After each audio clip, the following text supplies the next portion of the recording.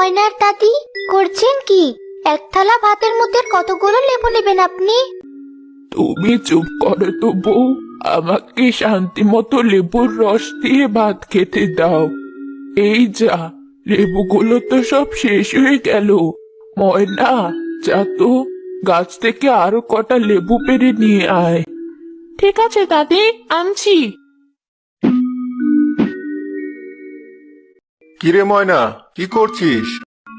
দাদির জন্য লেবু পেড়ে নিয়ে যাচ্ছি, কিন্তু লেবু দুটো এত উঁচুতে যে নাগালই পাচ্ছি না। দাঁড়া, আমি পেরে দিচ্ছি।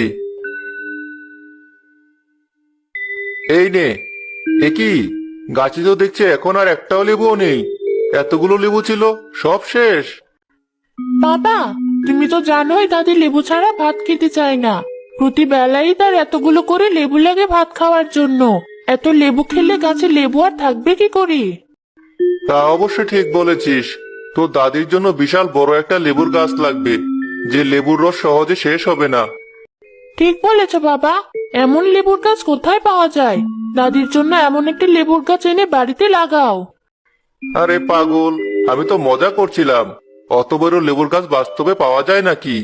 তুই এই লেবুগুলো তোর দাদির কাছে নিয়ে যা তাড়াতাড়ি, নয়তো তোর দাদি আবার রাগ করবে। ঠিক আছে বাবা, এখনই যাচ্ছি। আচ্ছা যা, তোর মাকে বলিস আমি বাজারে আছি।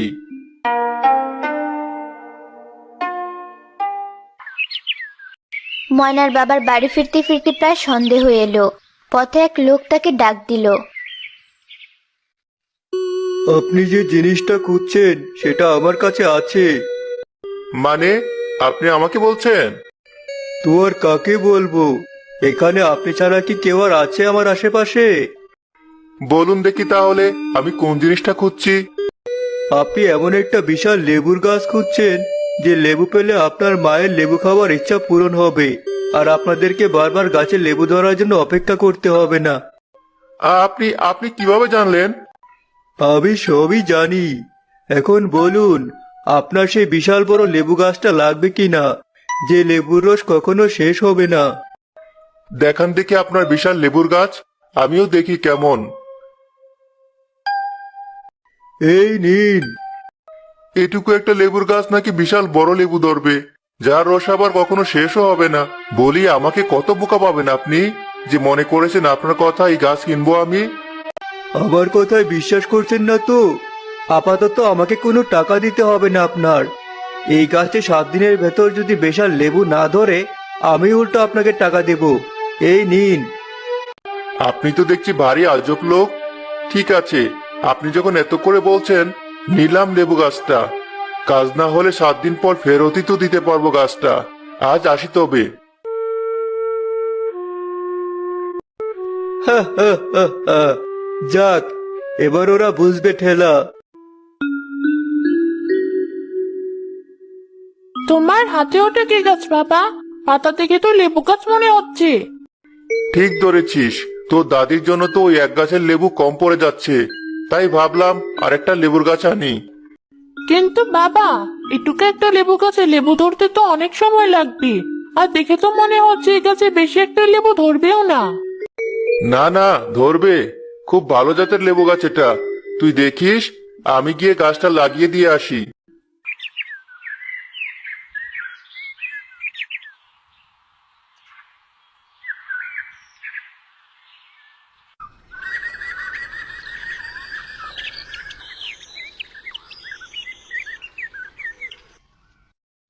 পরের দিন সকালে ময়না ঘুম থেকে উঠে দেখলো লেবু গাছটা আগের চেয়ে প্রায় দ্বিগুণ বড় হয়ে গেছে। এভাবে গাছটা প্রায় প্রতিদিন বড় হতে লাগলো, আর একদিন বেশ বড়সড় একটা লেবু ধরলো। বাবা দেখো, আমাদের গাছটাতে কত বড় লেবু ধরেছে। তাই তো দেখছি, লোকটা তাহলে ঠিকই বলেছিল। লেবুটা তো বেশ বড়সড়ই হয়েছে দেখছি। কত বড় লেবু ধরেছে গাছটাতে। এত বড় লেবু আমি জীবনে কখনো দেখিনি। লক্ষ্মী ছেলেটা আমার, তোর মার জন্য লেবুটা পেরে নিয়ে আয়। আমি অত ভারী লেবুটা একা পারতে পারবো না। যে লোকের কাছ থেকে গাছটা নিয়েছিলাম, সে লোকটা বলেছিল 7 দিন পর লেবুটা পুরোপুরি বড় হবে। তাই আমি ঠিক করেছি কালকেই পারবো লেবুটা। কিন্তু আমার তো এখনই লেবুটা খুব খেয়ে দেখতে মন চাইছে। এতদিন তো অপেক্ষা করলেই, আর একটা দিন অপেক্ষা করে দেখো মা। ঠিক আছে, তোরা যখন বলছিস।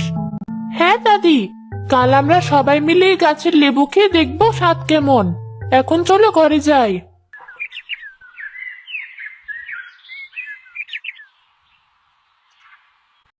ওই বড় লেবুর রস খাবো বলে সারা রাত আমার চোখে এক ফোঁটাও ঘুম আসেনি। সকাল হয়ে গেছে তবুও ওদের কারোর ওঠার নাম নেই। এক কাজ করি, আমি একটা ছুরি দিয়ে লেবুটা খানিকটা কেটে রস বের করে আপাতত খেয়ে দেখি কেমন লাগে। পরে সময় হলে আমার ছেলে লেবুটা কেটে নিয়ে যাবে।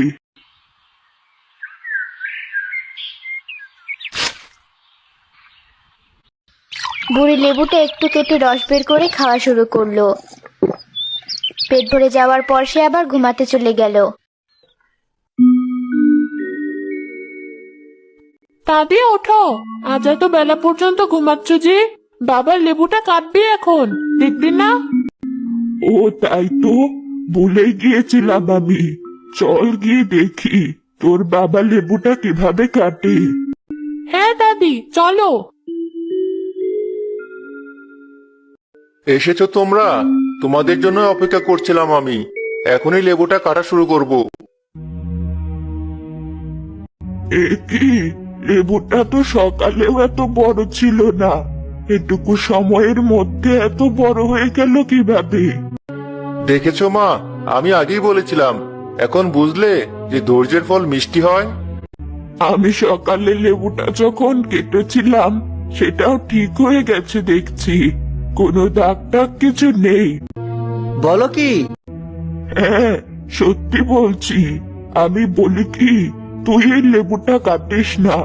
এই লেবুটা কাটলে যদি গাছটাতে আর এমন লেবু না ধরে, এমন বিশাল লেবু আর কোথায় পাবি তুই? কেন ধরবে না? লেবু গাছে তো লেবু ধরাই স্বাভাবিক। এই লেবু গাছ কোন দিক দিয়ে স্বাভাবিক মনে হলো তোর কাছে? ওই লোক কি তোকে বলেছিল একটা লেবু কাটলে সেখানে আরো লেবু ধরবে এই গাছে? না, তেমন কিছু তো বলেনি। তাহলে খামোখা ঝুঁকি নেওয়ার কি দরকার? লেবুটা গাছেই থাক। আমাদের যখন যতটুকু দরকার ততটুকু করে রস বের করে নিয়ে যাব ওই গাছ থেকে। তাহলেই তো আর কোনো ঝামেলা রইলো না।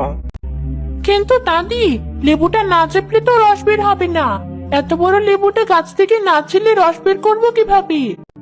এই লেবুটা কাটলে এমনি এমনি রস বের হয়। দাদা, তোকে দেখাই, ছুরিটা আমাকে দে। এই নাও। দেখছিস, লেবুটা হালকা একটু কাটার সাথে সাথে কেমন রস বের হচ্ছে। দাঁড়াও দাদি, আমি এখন একটা গ্লাস আনছি লেবুর রস রাখার জন্য।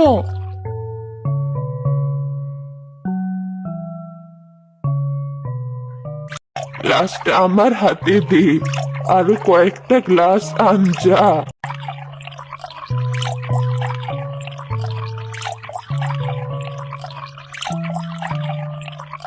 এই নাও দাদি। সবগুলো গ্লাস ভরে গেছে, আজ আর রস লাগবে না। কাটা অংশটা আপাতত খড় দিয়ে আটকে রাখি, যেন সব রস বের না হয়ে যায়। হ্যাঁ দাদি, চলো। লেবুর রস দিয়ে যা যা বানানো যায় সব মাকে বানাতে বলবো আজ।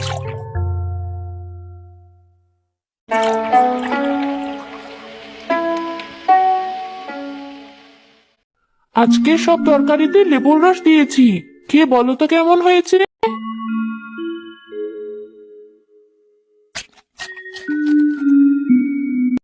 অনেক ভালো হয়েছে।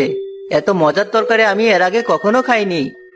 তোরা এতদিনে বুঝলি লেবুর স্বাদ। দেখছিস তো কিসের জন্য আমি এত লেবু খাই। তুমি তো সবসময় অতিরিক্ত লেবু খাও দাদি। আর এই লেবুর সাথে যে কোনো সাধারণ লেবুর তুলনায় একেবারে ভিন্ন, সেটা তো তোমাকে মানতেই হবে। তা ঠিক বলেছিস।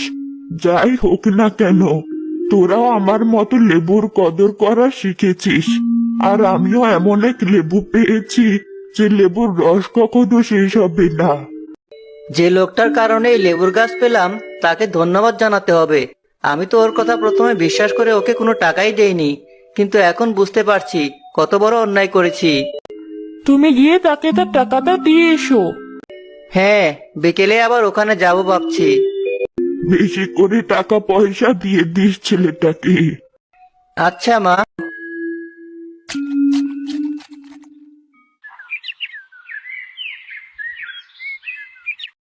আরে, আপনি আবার এখানে এসেছেন যে? আমার কথা ঠিক হয়েছে তো? পেয়েছেন আপনার বিশাল লেবু? হ্যাঁ ভাই, পেয়েছি। আপনাকে যে কি বলে ধন্যবাদ জানাবো সেই ভাষা জানা নেই আমার। এই নিন আপনার গাছের টাকা। কোনো টাকা লাগবে না আমার। গাছের মূল্য পেতে বেশি দেরি নেই আর আমার। মানে কি বলছেন? কিছুই বুঝতে পারছি না। সময় হলেই বুঝতে পারবেন। আমার এখন তাড়া আছে, আমি চললাম। আজব লোক দেখছি।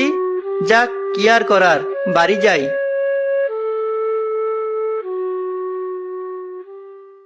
ময়নাদের বাড়ির সবাই প্রতিদিন ওই বিশাল লেবুর রস খাওয়া শুরু করলো। লেবুর রস খেতে খেতে তাদের এমন অবস্থা হলো যে সেই লেবুর রস ছাড়া কিছুই খেতে পারতো না তারা। আমার মনে হয় ওই লেবুটায় কোনো খারাপ কিছু আছে, নয়তো এমন কেন হবে? আমারও তাই মনে হয়। আমি আর লেবু লেবু করব না, তুই ওই লেবুটা কেটে ফেলে দে।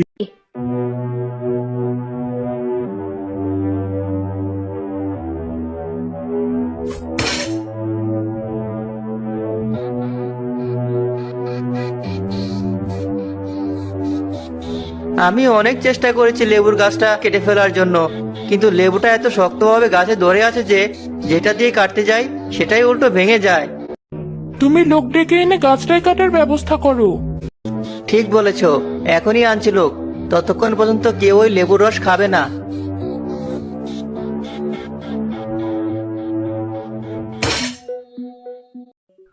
মা, বাবা লোক এনেছি, কিন্তু লোকগুলো গাছটা কাটতে পারছে না। কিন্তু আমার তো ওই লেবুর রস খেতেই হবে এখন। আমি আর থাকতে পারছি না। এ কি মা, আপনার চোখ মুখ এমন সবুজ হয়ে যাচ্ছে কেন? মা, দাদিকে এমন দেখাচ্ছে কেন?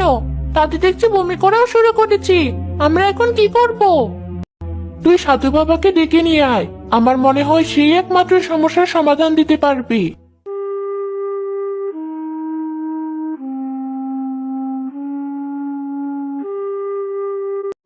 বুঝেছি তোমাদের কি হয়েছে। ওটা কোনো সাধারণ লেবুর গাছ নয়। কেউ ওই লেবু গাছে জাদু করেছে বলে তোদের এই অবস্থা। ময়না, এই লেবু গাছটাতে ওই হাড়ের গুঁড়ো ছিটিয়ে দিয়ে আয়, তাহলেই তোর বাবা গাছটা কাটতে পারবে। জি সাধু বাবা।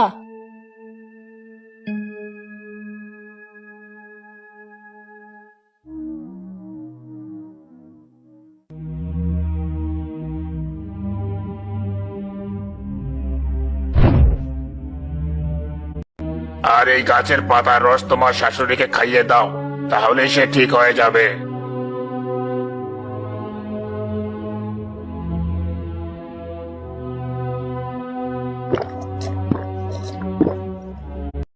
ধন্যবাদ সাধু বাবা, কিন্তু এই গাছটার সাথে এমন কে করলো? যার কাছ থেকে গাছটা পেয়েছিস সেই হয়তো এমন করেছে। জি সাধু বাবা, ওই লোকটাকে ধরে এনেছি। বল, আমাদের সাথে এমন কেন করেছিস তুই? আমাদের সামর্থ্য ছিল না বলে 1 বছর আগে আমার অসুস্থ ছোট ভাইটা আপনাদের গাছের একটা লেবু ছিঁড়ে খেতে চেয়েছিল। তখন আপনি কি বলেছিলেন মনে আছে?